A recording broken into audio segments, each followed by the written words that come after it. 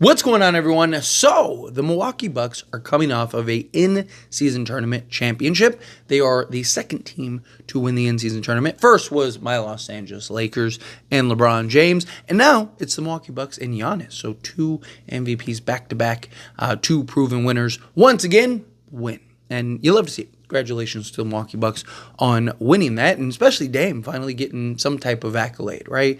Giannis winning the MVP was very interesting. But the Milwaukee Bucks, they don't want just the in-season tournament, right? They want to win the NBA championship, hoist that Larry O'Brien trophy, be the first team to not only win the in-season tournament, but follow that up with a NBA championship. And they're looking to kind of upgrade the roster. We've heard murmurs through the grapevine that, like, hey, they're trying to look for whatever kind of moves they can make. The problem is they're incredibly limited, and on top of being incredibly limited, they're second apron team, so can't aggregate salaries, so they'd have to find like a third team, and things can get very complicated. However, the Milwaukee Bucks are one of the favorites and are even kind of being more and more hyped up as a suitor to reunite Damian Lillard and CJ Mccollum. That Damian Lillard and CJ Mccollum could reunite over on the Milwaukee Bucks, which would be very interesting, right? Would be quite the pairing, right? Adding those two. Could you imagine those two with Giannis and kind of give them another scorer, another guy that can make plays for himself, make plays for others, familiar playing alongside a Damian Lillard. CJ McCollum's probably always been best as like the third guy rather than, your first or second guy.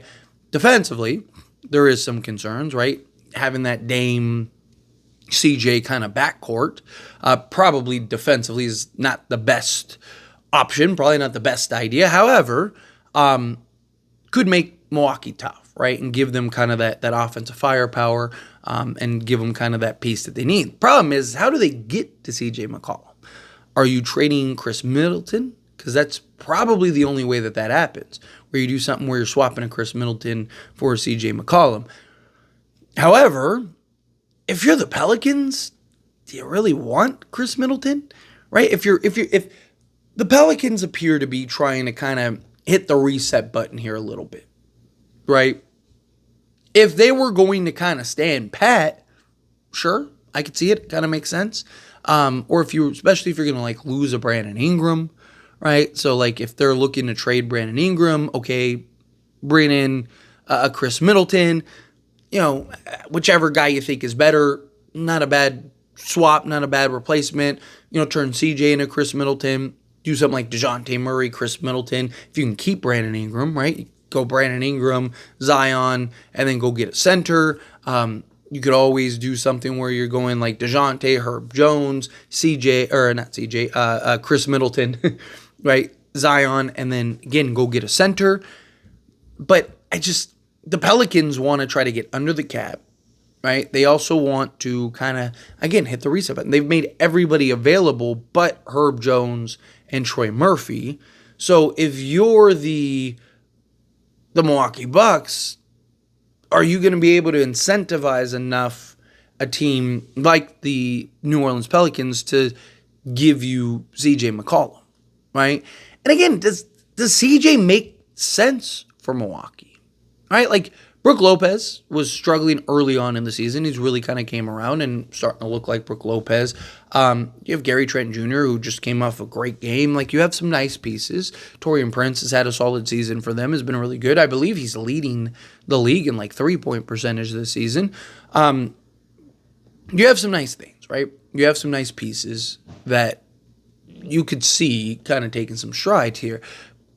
The idea of like Chris Middleton, you add in him. Okay, now things can kind of start getting back in order. Things can kind of start, finding themselves in a little bit of ways, right? You even just won the in-season tournament without a Chris Middleton. However, we saw, the Lakers won the in-season tournament last season, and they ended up getting gentlemen swept in the first round of the playoffs against Denver. The Indiana Pacers, they were in the championship. They lost. Yeah, they were in the conference finals, but there's also a lot of circumstances that kind of went into that. So, I don't think you can look at the in-season tournament thus far, from what we've seen, as like, oh, that's a great sign that you're going to win the NBA championship. That's a great sign that you're good enough to win the NBA championship, right? Like, teams are competitive. They want to win it, right? You got several teams that really want to win it. Like the Lakers with LeBron wanted to win it. They made it very clear from the beginning, right? Like they treated every one of those in-season tournament games like it was Game 7 of the playoffs.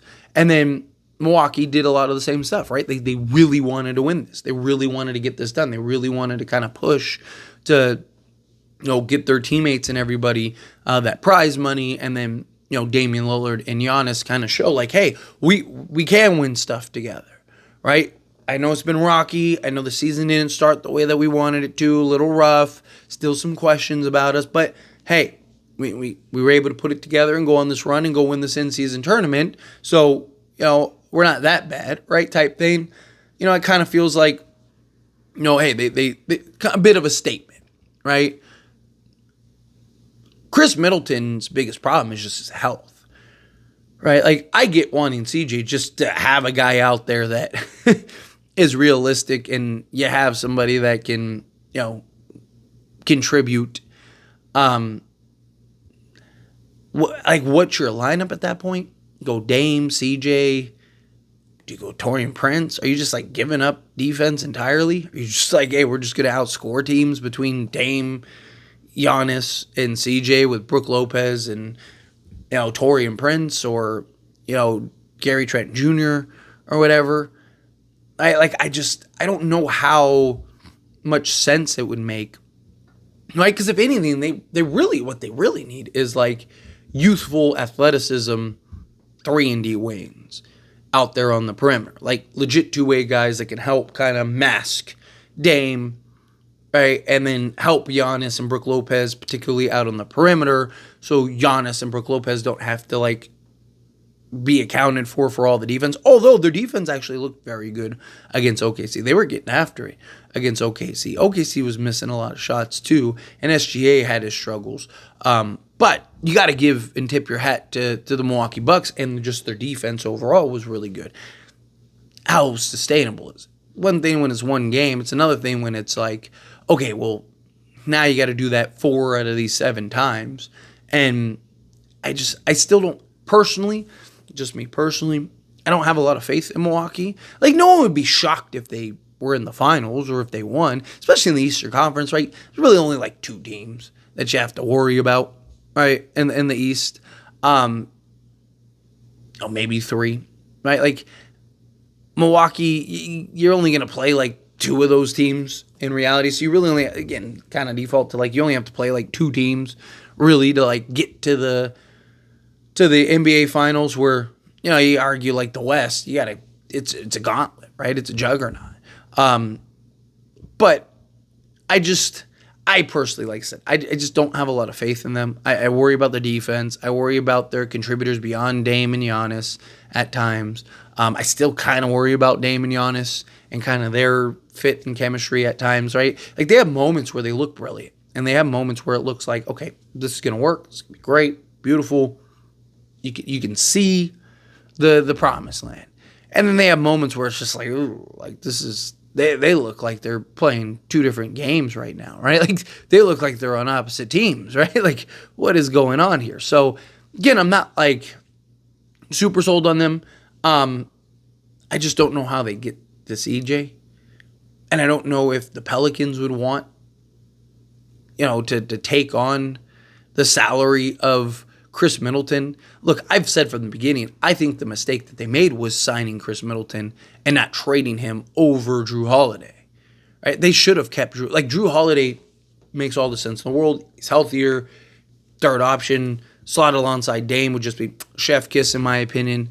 I think that they made the wrong choice, the wrong decision when they kept Middleton over Drew Holiday. I get the whole, he's been there, right? He was with this team before the championships, stay there, like the loyalty element, but it's the NBA, right? Players, organizations, not loyal, right? Like, you're trying to win, right? You really want to keep Chris Middleton just to end up losing Giannis and be like, hey, well, at least we're loyal to Middleton. Like you're trying to win. But anyway, as always, this is a discussion. I pass a question on you. Let me know your thoughts and opinions down in the comments below. What do you think? How do you feel? What are your thoughts? Do you like the idea of CJ McCollum and kind of a Dame reunion or reuniting? Do you think, nah, like it's silly, no point. They're not even going to be able to pull it off. They're not even going to be able to make that happen. Get however you feel, whatever your thoughts are. I love to hear it either way, so let me know down in the comments below. That being said, if you haven't liked this video, hit that like button. Helps me a lot. Helps me enjoy these types of videos, and I truly appreciate it. Not subscribe channel, hit that subscribe button. Turn on the bell notifications. Appreciate y'all. See you in the next one.